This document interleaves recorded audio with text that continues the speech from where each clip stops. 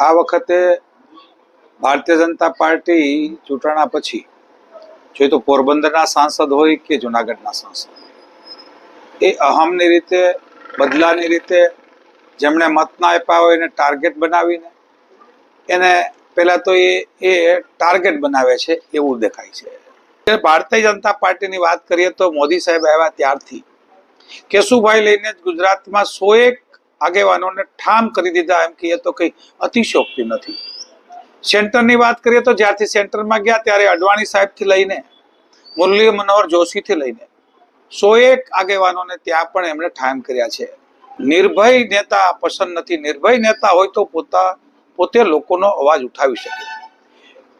એમની નજર એક કોંગ્રેસના જે નેતાઓ હતા એના તરફ રહી કે ભાજપમાં તો પિતા પણ હવે કોંગ્રેસમાં બાકી છે, એટલે એને એન કેન પ્રકારે પ્રલોભન પ્રેશર જે કંઈ ટેકનિક હોય એ ટેકનિકોથી કોંગ્રેસમાંથી લઈને ભાજપમાં નાખ્યા અને એમને ક્યારેક મંત્રી બનાવી દી, ક્યારે ટિકિટ આપી, બીજી જ વખતમાં કોઈને ટિકિટમાં કાપ્યા, કોઈને હરાવ્યા અને કદ પ્રમાણે કાપવાનું જેમ શરૂ થયું। આજે જવાહરભાઈનો, આની પહેલા પણ જવાહરભાઈ, હકુભાઈ, જયેશભાઈ રાદડિયા એવા જેને તાકાતવાળા અથવા તો સિંહ કહેવાતા એમને આજે પાંજરે પૂરી દેવાનો જે એમનો પ્રયાસ છે એમાં એ લોકો સફળ રહ્યા છે।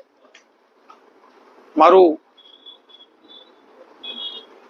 કહેવાનું એવું છે કે જે નેતૃત્વ છે એ જ ખતમ કરીને પોતાના રિમોટ કંટ્રોલ ઉપરથી સીએમ, એમપી, ધારાસભ્ય યા મંત્રી એ દિલ્હીના ઈશારે જ કામ કરવું જોઈએ, એથી પોતાની સ્વતંત્ર કોઈ પણ બુદ્ધિ વાપરવાની નહીં।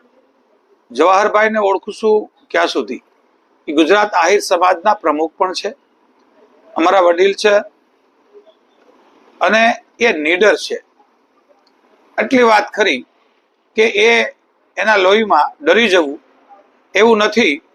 અને જ્યારે કોંગ્રેસથી પણ બોલબાલા હતી ત્યારે પેથલજીભાઈને અન્યાય લાગ્યો તો સાંસદની ટિકિટ ના મળતા ત્યારે એ ઇન્ડિપેન્ડન્ટ અપક્ષ નારિયેળીમાં લડ્યા જ અને એમણે એમનો પોતાની તાકાતનો પરસો બતાવીને 1,17,000 જેવા મતો મેળવ્યા હતા। આ એમનો જ સુપુત્ર છે।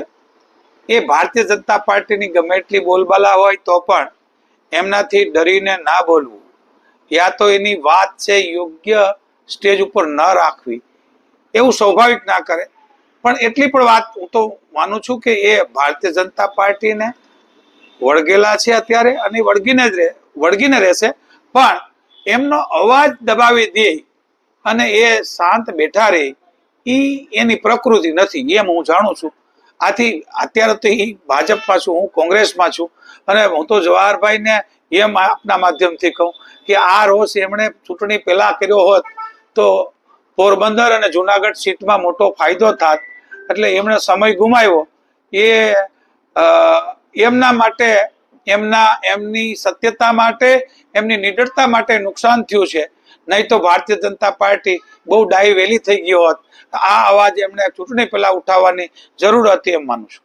આજે પણ કોઈએ પાયાના કાર્યકર તરીકે કામ કરવું હોય, નેતૃત્વ શક્તિ ખીલવવી હોય, આ દેશને બચાવવો હોય, આ રાષ્ટ્રનું નિર્માણ કરવું હોય, ગરીબ પ્રજાના સાથે રહેવું હોય, નાના વેપારી, નાના ઉદ્યોગપતિ આના તમામને ઉગારવા હોય તો કોંગ્રેસમાં જ કામ કરવું જોઈએ ને એમણે કોંગ્રેસમાં આવવું જોઈએ। અને આવે તો મને તો 100% ગમે, પણ કોંગ્રેસ પાર્ટી પણ એમના માટે ચોક્કસ વિચારે હકારાત્મક એવું મારું માનવું છે।